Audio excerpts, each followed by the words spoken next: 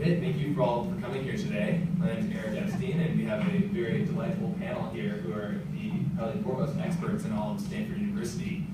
They're all students of the Essentials of Strategic Communications class, and today we'll be talking about the most impactful aspects of public speaking. So no better people to talk to than these three right here. We have Monica, Suraj, and Deborah, and unfortunately Brandon couldn't make it today, but he sends his best regards.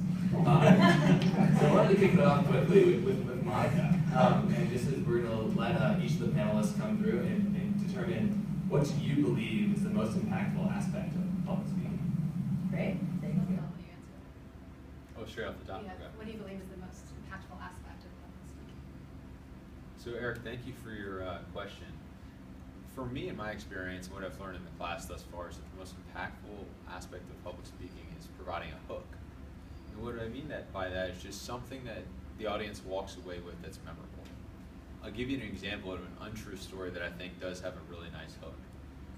Everyone has heard the story of kids going out trick-or-treating, and we always say, you gotta watch out what neighborhood you're in, because a candy may have a razor blade in it. And how many parents have checked candy of kids? I know mine did, I'm sure many of you all did as well.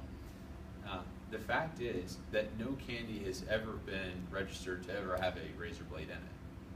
But what is it about that story that makes it impactful? It's because it has a hook or it has something memorable in it.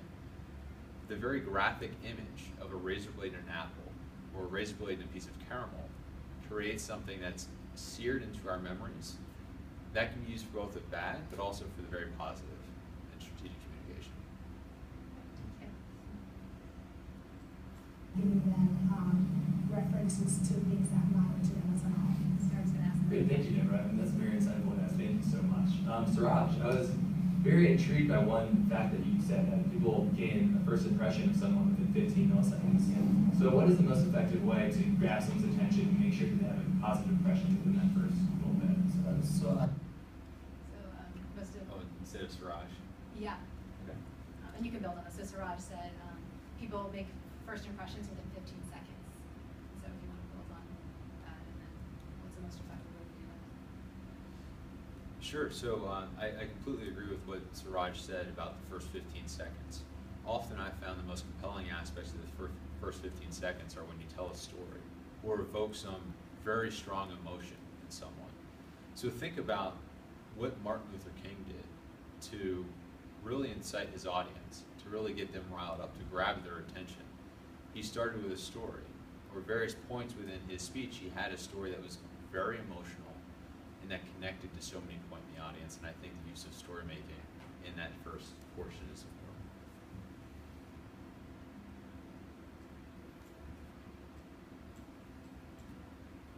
Out there, especially because this first 15 milliseconds might be tough to extremely relevant for the rest of the room here. I know for myself, I have a lot of anxiety when I give public speeches and presentations. So I was wondering, going from Deborah and back towards Monica, if you have any advice for the room about what's the best way to manage your anxiety? Yeah, when I think about anxiety, people have different experiences. So some get really calm, some kind of get a little stiff, other people get a flood of different information in their brain while they're presenting. So I think that for me, what I do when I get a little anxious, I actually try to meditate and relax and reframe the presentation in my mind beforehand. So I kind of tackle the anxiety before I reach to the podium. So I really agree with what Deborah said. Meditating is interesting because you're basically objectifying the situation and viewing yourself as a participant from almost an out-of-body experience. Another tactic that I've found to be very useful is just repositioning your own mind on what the objective of the conversation is about.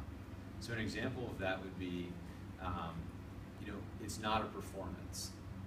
To understand that your main role is only to convey information to an audience that showed up to a place because they're very interested in it. And you're nothing more than a medium for them. By repositioning it from a performance to the conveyance of information, I found that to be a useful tactic, at least tricking your own self to be a better presenter. That's definitely part of your audience. Thanks, Monica. And what have you guys found to be the most effective way to really engage the audience? I'll probably start. Sure. Well, aside from a question to prompt at the beginning, and the repetition piece, I think keeping a narrative structure and really telling that story that your audience can relate to is a key part. I know Deborah mentioned it earlier, and I think really making it personal about yourself in a way that your audience can pick up and say, oh yeah, I've had a similar experience. I think that's a really strong way to connect. I completely agree. One of the things that we talk about is just connecting to your audience, and that becomes so important. So I think in doing that, you have to know who your audience is before you can connect to them. So if you're working with a sports team, for instance, use sports analogies for people who are familiar with sports, for instance. Here at Stanford, so many of us care about our Cardinal football team. So connecting with them on some way, on some level, through some sort of personal connection, that is the way to keep their attention and keep that thread of your conversation going throughout your presentation.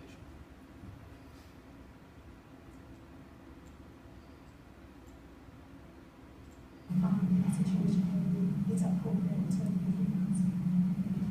I know I've found in the kind of throughout this course and through my life, I had a lot of misconceptions about public speaking and presentations. So I was wondering if we can all go through and name the biggest misconception that you might have had that you've learned in this class, or something that you find counterintuitive that you're still trying to work on. I feel like I just answered that one.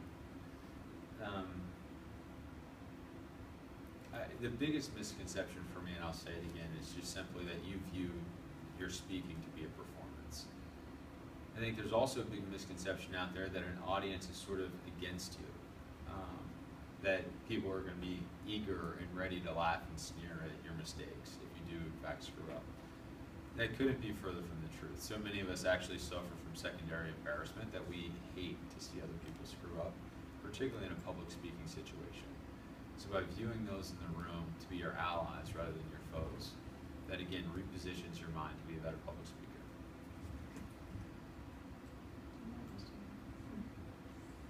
Like that, but I try to apply a lot of those storytelling techniques. And if I can think of things in terms of stories, typically I present if they're about other people. Again, back to that BBL example, telling my own stories is not something I'm as familiar or practiced at. But in those two situations where I keep it narrative and I keep it about other people, I've learned that that's an effective trick for me. Mm-hmm. And when you practice giving your speeches, do you find it more effective doing it one by yourself in the mirror, or do you get friends and family involved? How do you make sure you're practicing the right way? Because to Shiraz's point, if you don't know your audience, it might not be helpful to practice in the wrong way. I really think this is a personal preference. Some of us are fine practicing and stumbling and, embarrassing ourselves in front of our friends and family. For me personally, I've always done better practicing my full presentation in front of the mirror. The biggest thing that I always like to keep in mind is, am I following a logical structure? Perhaps I'll record myself on an iPhone to make sure that I'm outlining the presentation appropriately and then summarizing the key points at the end. But you can do all of these things that we've talked about today on this panel by yourself in front of the mirror, and that's my preference. Copy, and so I found that is really helpful too. Great, thank you. And then one last point, I wanted to give you guys the floor for the final word. So if you have any final words to say about the most impactful aspects of public speaking. Just say practice. Put yourself in uncomfortable positions so that you can practice your public speaking, and this becomes a reps game. The more you do it, the better you'll be at it.